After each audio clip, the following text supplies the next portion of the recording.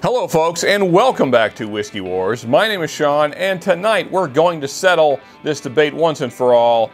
Is Weller 107 the best mid-shelf wheated bourbon? Well, there's only one way to solve this problem, and that's with a Whiskey War. Let's get into it.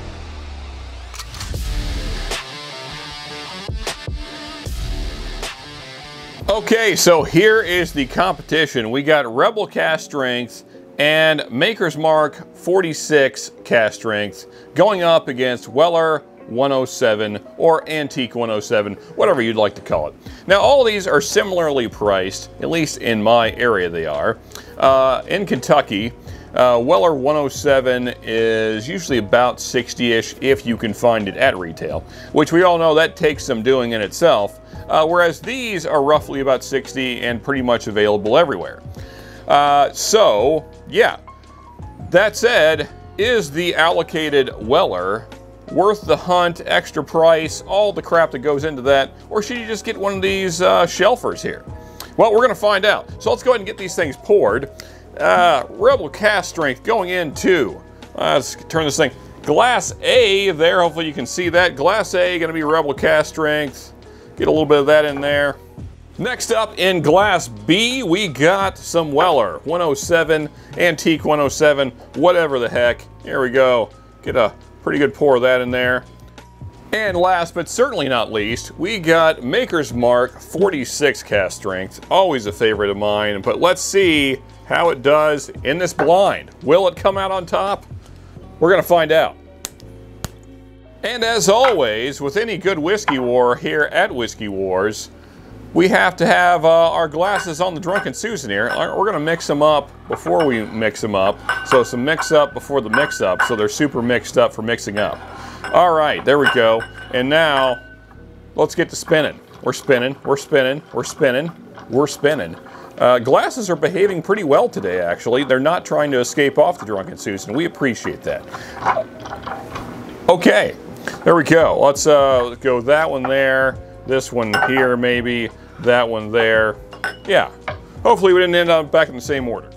Okay, let's get into this Whiskey War. Not going to do a nosing as we typically do not during Whiskey Wars. Let's just go ahead and get to glass, what we'll call 1, and see about it. Nice nose though. Nice sweetness up front, nice strawberry note, a little bit of a raspberry. Hints of caramel showing up there, but very light. A little bit of a barrel presence, but also very light. Just a little bit of barrel spice showing up. Little bit of a sourness on the back end, something like a tart cherry.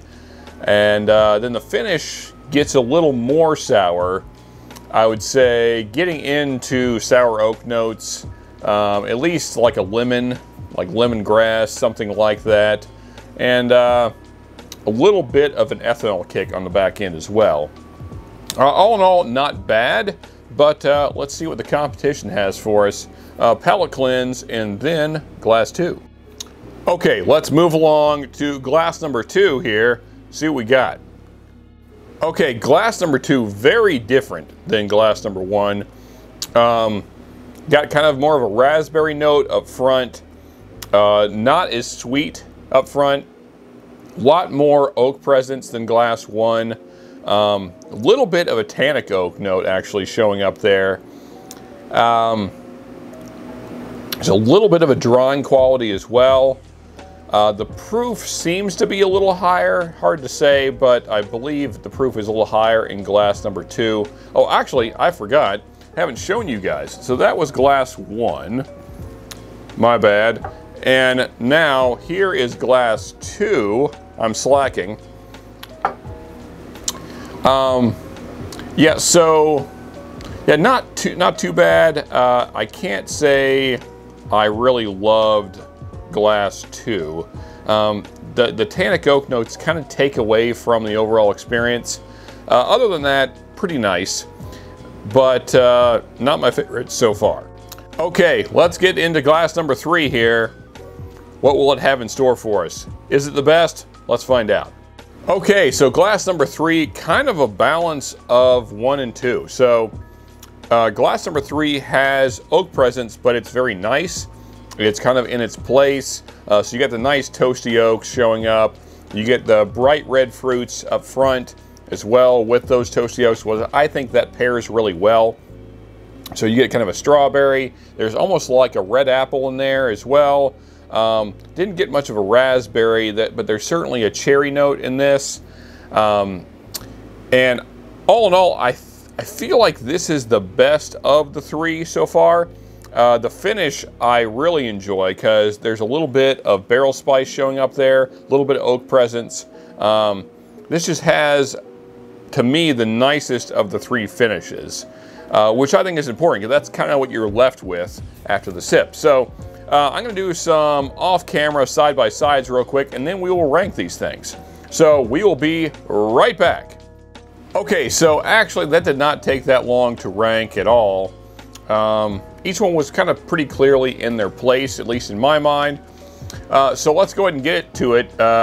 Go from last to first. So last place is A. And A is Rebel Cask Strength. Can't say I am super surprised. You know, and this is a pick from the distillery, if that makes any difference. Yeah, it's good on its own, but it never does well in blinds. And in my mind, it's never been as good as the other two on the table, so that makes sense. So we're gonna move this off to the side here and see what is our second place, which is this glass right here. And this is, glass B, and B is the Weller. You know, so here was the difference to me, which of course means that the Makers is first place. So the difference to me was that Makers had a better nose. I think the palate is more interesting, especially if you prefer more standard bourbon notes. Now, if you're really a hardcore weeder, then maybe the Weller does more for you. But I like the barrel presence that comes across in 46. Weller doesn't have much of that at all. I also liked the bolder, spicier finish that 46 provides. Weller's finish is kind of sour and a little bit sour oak, which is always off-putting to me. That kind of it reminds me of young whiskey, and I don't care for that. So yeah, so Weller, second place, which means our king, and rightfully so. This has been a favorite of mine for a long time. I think it's the best wheated bourbon on the market, at least findable. So yeah, there it is, folks. This is my suggestion to you. If you are out there and you're a wheated fan, then, you know, if you haven't tried it yet, try and find a Makers 46 Cask Strength. I think they're phenomenal. Obviously, it's my favorite of the three. And to be fair, I like all three of these. None of them are bad. They're just very different. And this blind kind of showed how different they are. So thank you guys for watching. Hope you guys enjoyed it. Hopefully this helps you when you're shopping, hunting, all those great things. Go find our winner right here. And as always, folks, hit that like button if you did enjoy it. And also, here's other reviews from us right here. And here's the subscribe button. So please do both of those things. And until next time, folks, just remember, you can never have too much good whiskey.